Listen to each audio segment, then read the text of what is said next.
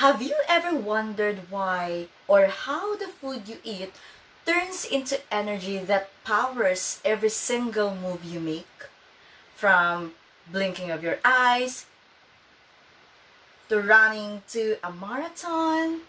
Well, that's all thanks to what we call cellular respiration. This amazing process happens inside your cells, especially in the mighty, what we call mitochondria, and it's the reason we're alive and full of energy every day. Hello my dear students! Welcome back to my YouTube channel. This is me once again, Teacher T, your science teacher for today. So, kung bago ka pa lang sa channel na ito, don't forget to subscribe, like, and hit the notification bell for more updates in Science 8.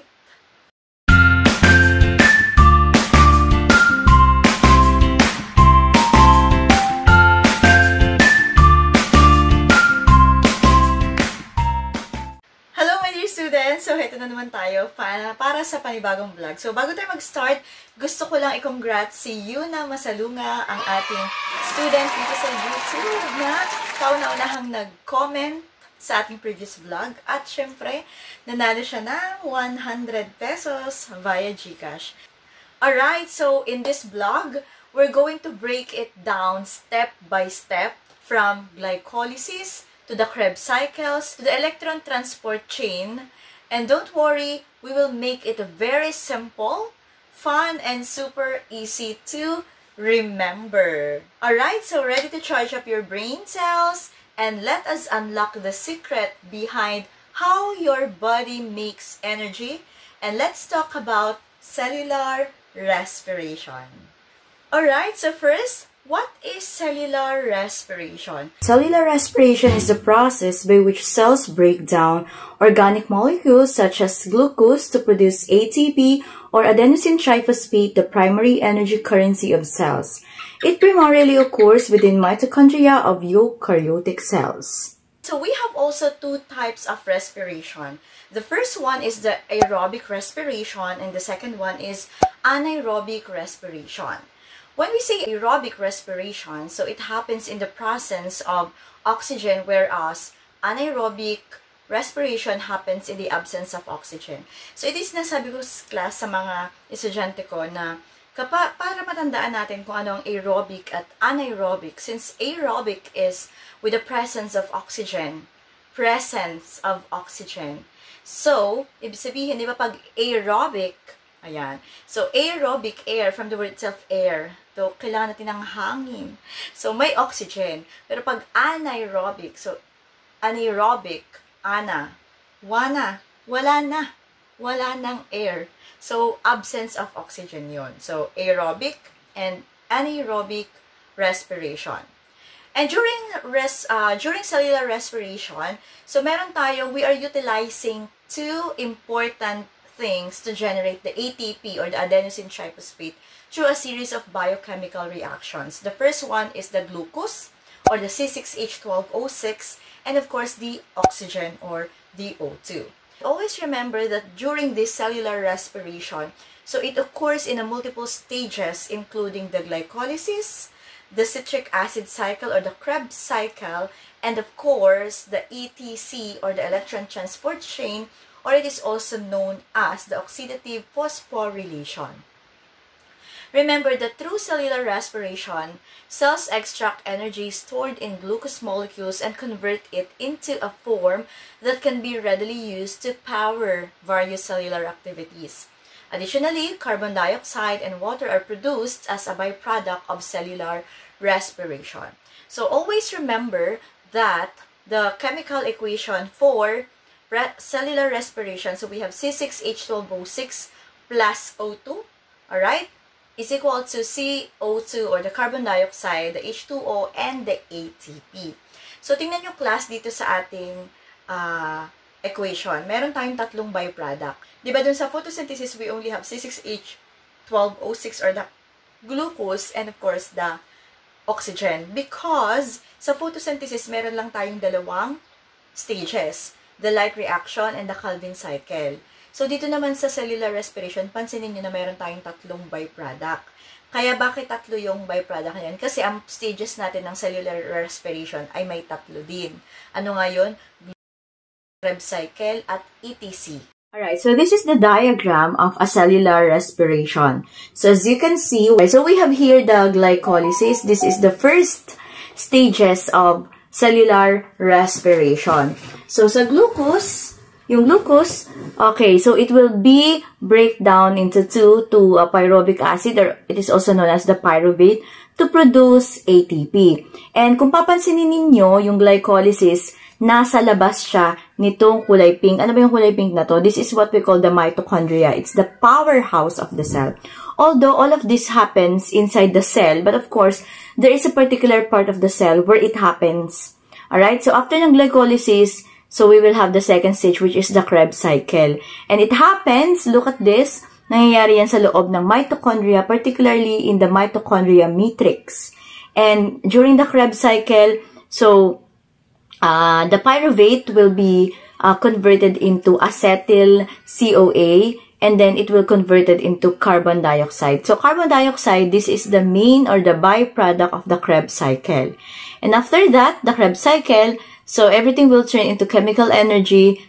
And then last stage, ang electron transport system, or it is also known as the electron transport chain, or oxidative phosphorylation. And of course, it will produce, alright, from oxygen, so it will turn into hydrogen. Hydrogen, from oxygen, it will be turned into water. So again, in glycolysis, it happens in the cytoplasm. It's outside the mitochondria. Alright, so cytoplasm, this is the cell. And as you can see, the cytoplasm is this part. Alright, so yan yung parang pinaka-liquid part, or yung parang pinaka-surface ng ating cell. So again, the glucose or the big sugar will be split into two to make a smaller pieces of the pyruvate.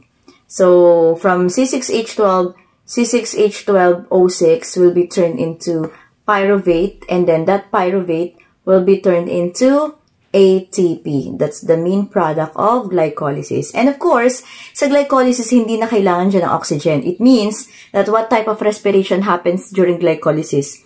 So, nangyayari dyan ang tinatawag natin na, alright, it happens the anaerobic respiration kasi hindi niya kailangan ng oxygen.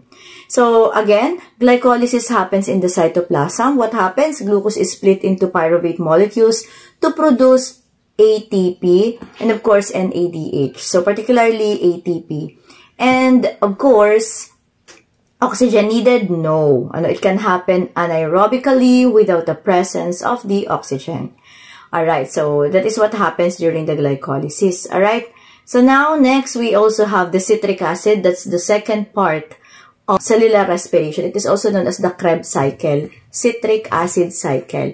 It is also known as the squeezing out more energy. Saan nangyayari yan? It happens in the mitochondria, particularly in the mitochondria matrix. Alright, ano ba yung matrix ng mitochondria?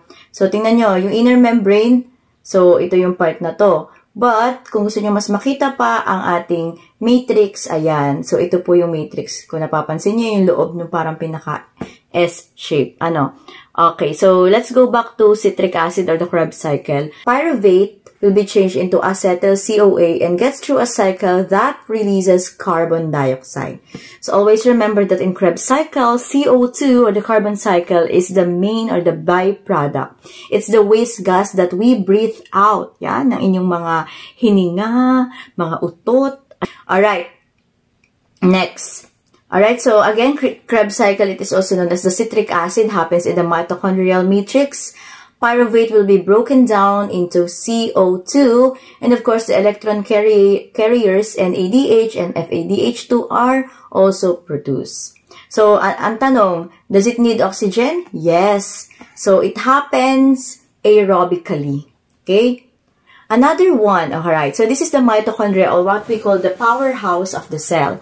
Mitochondria are eukaryotic organelles that make chemical energy via aerobic cellular respiration. We have the matrix, alright, the intermembrane space, the ribosomes, the outer membrane, the cristae, inner membrane, yan, tandaan yung inner membrane, and of course, the mitochondrial DNA. So when it comes to the last stage or the oxidative phosphorylation, it is also better known as electron transport chain or what we call the ETC. So it happens in the inner membrane of the mitochondria. Where is the inner membrane? Ayan na, ito. Yung parang pinaka-outline, gilid, nitong parang pa-letter S natin or itong ating wavy structure. Alright, so oxidative phosphorylation. Alright, so yung NADH or yung FADH2, it will bring their stored energy here. And of course, electrons pass along a chain, pumping protons and making lots of ATP using the ATP synthase. And of course, the oxygen is the final capture of the electrons, turning into water. And this stage makes the most ATP. So when it comes to ETC, so ang final product na is we have the water or the H2O. Okay? So now, electron transport chain, it happens in the inner mitochondrial membrane. What happens? Alright, the NADH and the FADH2 release electrons, creating proton gradient that powers ATP synthase to produce lots of ATP. Right? So, pinakamadami na po-produce na ATP, hindi lang pala sa glycolysis, but in the ETC. But, even though mas marami siya napoproduce na ATP dyan, still, oxygen is the final electron acceptor. Or, kaya kung matatandaan nyo, sa glycolysis, ang pinaka-final product niyan is ATP. Dyan nagsimula ang ATP. So, kumbaga, pinadami lang siya during the next stage. ATP for the glycolysis, it will be followed by the CO2 ng ating second stage, which is the Krebs cycle. And last stage is the H2O. So, that's the final product of the electron transport chain. So, that's the reason why tatlo ang stages natin kasi tatlo din ang byproduct. In short, glycolysis break glucose in half or small energy. Krebs cycle, it finish breaking it down, make carriers and CO2. And ETC or the electron transport chain use carriers to make lots of ATP that need oxygen here. So, ayan. So, that's the procedure or stages of the cellular respiration. Alright, so I just want to add this what we call the fermentation. So, fermentation happens after glycolysis if no oxygen is available. So, what is the purpose of the fermentation? Fermentation is to keep making a little ATP and recycle the NADH to become NAD+, so glycolysis can continue. So, parang ito yung parang pinaka-reset ng process sa cellular respiration. Makes much less ATP than cellular respiration because only ATP per glucose. Alright, class, so this is the end of our lesson vlog about cellular respiration. But before that, let's recall what we have discussed about the process of cellular respiration. What are the two types of respiration? Alright, very good. So that's the aerobic and anaerobic respiration. Ano ang aerobic? Yan, kailangan ng oxygen. It happens in the presence of oxygen, while anaerobic happens without the presence of oxygen. And what are the three stages of cellular respiration? We have the glycolysis, Krebs cycle, ETC. Again, yan. So, again, kapag sinabi nating glycolysis, it happens in the cytoplasm. So, yung glucose, mas split siya into two smaller pieces, which is what we call the pyruvate, bago pa siya maging ATP. And, siya ba ay nangyayari aerobically or anaerobically? Anaerobically. Hindi kailangan ng oxygen. Second stage, we have the Krebs cycle, also known as the it is also known as the citric acid cycle. Nangyayari sa mitochondria matrix. Alright, so the pyruvate will be converted into acetyl-CoA, and then it will be converted into carbon dioxide. Carbon dioxide is the final product of the Krebs cycle. And of course, it happens aerobically. It needs the presence of oxygen. And for the last stage, we have the ETC or the electron transport chain, or also known as the very good. It is also known as the oxidative phosphorylation that happens in the mitochondria inner membrane. Alright? And it happens aerobically. So, kinakailangan din siya ng oxygen. And of course, ano nangyayari dito? Ayan. So, yung ating oxygen will be converted into water. O, di ba? Napakahusay naman talaga ng aking mga estudyante. Kuhang-kuha nyo agad ang ating lesson for cellular respiration. Malapit ng exam, so I hope you stay tuned on this channel. And for the upcoming lessons, magre-review tayo sa ating mga nakalipas na lesson. So, try natin mag-quiz. Ano po? Ayan. So, this is the end of our lesson vlog for this topic. Thank you for watching and thank you for finishing this video. So, leave your comment below. Pupusuan natin yan para sa mga susunod pang. Kung may comment kayo at gusto nyo i-discuss natin, comment lang kayo below and say hi! This is me once again, Teacher T, your science teacher for today. So, kung bago ka pa lang sa channel na ito, don't forget to subscribe, like, and hit the notification bell for more updates in Science 8. Ayan, salamat sa panonood! Just subscribe!